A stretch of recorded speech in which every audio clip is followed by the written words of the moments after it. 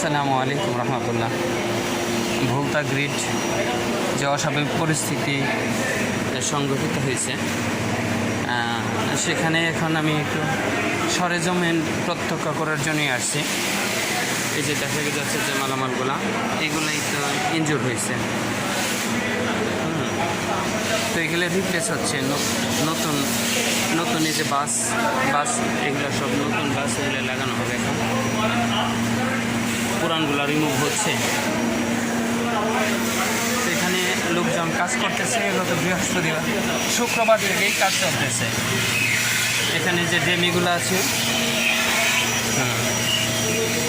এই যে কাজ চলতেছে, প্রত্যেকটা মানুষ এখানে অনেক পরিশ্রম করতেছে। আল্লাহু আকবার কাবীরা। আসসালামু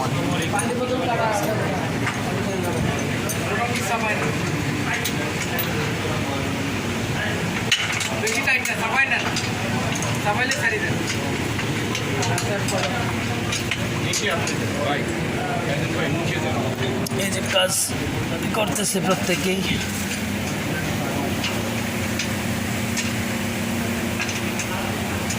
ভোলতা আর হরিপুত্র, এটা দুইটা বাসের সম্পূর্ণ বিকল হয়ে গেছে। এটা আপাতত অমিট থাকবে।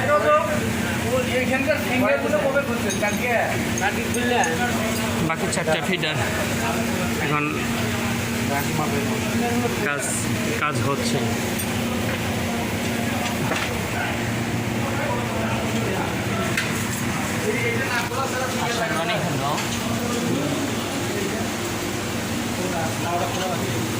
আমরা সকলে আশাবাদী, হয়তো 2 দিনের ভিতরে আমরা পাওয়ার পেয়ে যাবো ইনশাআল্লাহ।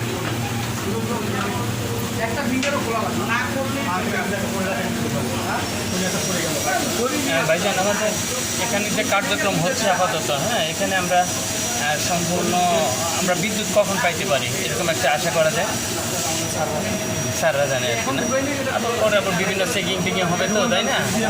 আবার কমিশনিং কি আবার কি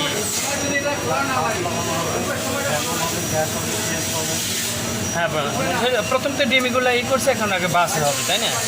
বাস লাগবে, তার পরবর্তীতে আবার ভ্যাকুয়াম হবে, তাই না? তার পরবর্তীতে ঠিক আছে। তারপরে আশাবাদী ইনশাল্লাহ, তাই না? কারণ অনিশ্চিত, গ্রাহককে তো কিছুই বলতে পারি না আমরা, খালি অনিশ্চিত বলতে এতদিন আশার সংবাদ।